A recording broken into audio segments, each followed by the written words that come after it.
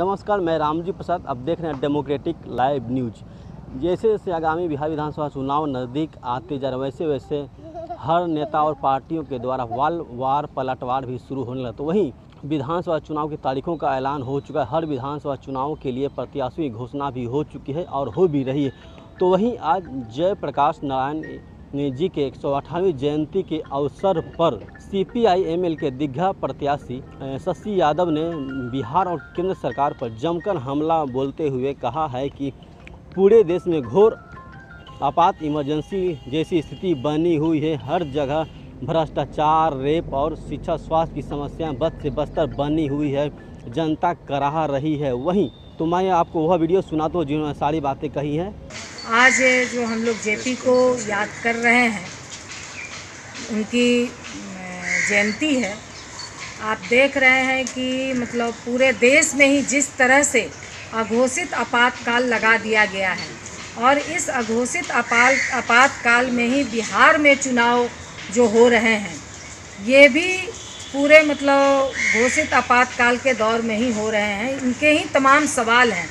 आज जो जिस तरह से रोज़गार का सवाल है, जिस तरह से महिलाओं के ऊपर हमले बढ़ रहे हैं, जिस तरह से आप तमाम लोकतांत्रिक संस्थाओं को ख़त्म किया जा रहा है, किसानों के लिए जो बिल लाए जा रहे हैं, तो ये तमाम सवाल आज मतलब फिर से एक मजबूत रूप से ये उभर करके सामने आया है। बिहार चुनाव का ये प्रमुख मुद्दा है।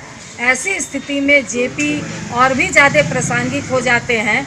और जिस तरह से बिहार से ही 74 आंदोलन की शुरुआत हुई थी और इन इमरजेंसी के खिलाफ पूरे देश में ये आंदोलन चला था, आज फिर से उस तरह का आंदोलन की शुरुआत हो चुकी है। तमाम छात्र नौजवान इन सवालों पर लड़ रहे हैं, पूरे बिहार की जनता लड़ रही है।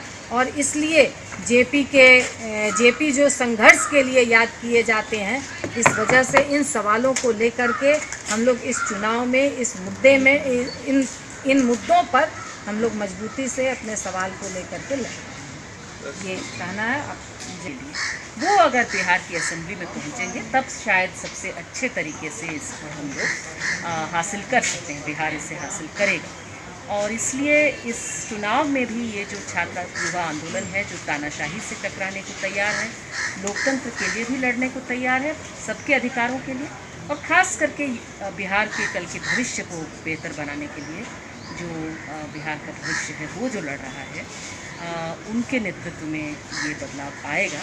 इसी उम्मीद के साथ मैं अपनी बात समाप्त करती हूँ और संदीप से कहूँगी। संदीप सौरभ हमारे प्रत्याशी हैं। एक सवाल है, क्वेश्चंस लेंगे हम लोग। कैमरा पर्सन के साथ रामजी प्रसाद की रिपोर्ट।